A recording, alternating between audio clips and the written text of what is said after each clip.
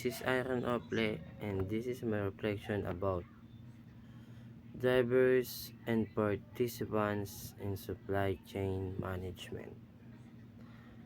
Sa supply chain management po ay natutunan ko na ang drivers and participants ay mayroong mahalagang papel sa bawat tagumpay o hakbang ng proseso.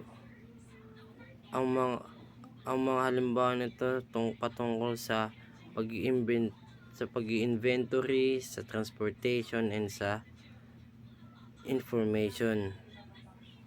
At ito po ay mga nagtutulak upang maging efficient at maayos ang daloy ng mga produkto sa tamang pamamahala ng mga ito.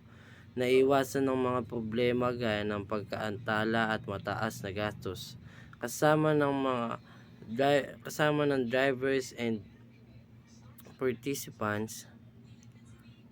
Kalahok din sa supply chain ay tulad ng suppliers, manufacturers, distributors, retailers at mga customer. Ang bawat participants na ito ay mahalaga o mayroong natatanging tungkulin mula sa pagbibigay ng mga raw materials hanggang sa paghahatid ng mga produkto sa mga end customer.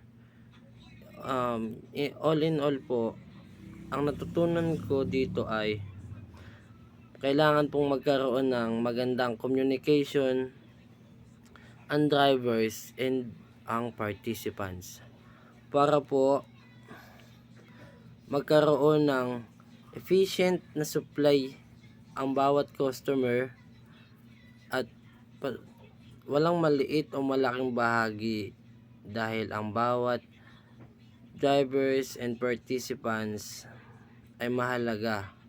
Kapag sila ay nagtutulungan, nakakatiyak tayo ng kalidad, efficient at kausayan at kasiyahan ng mga customer.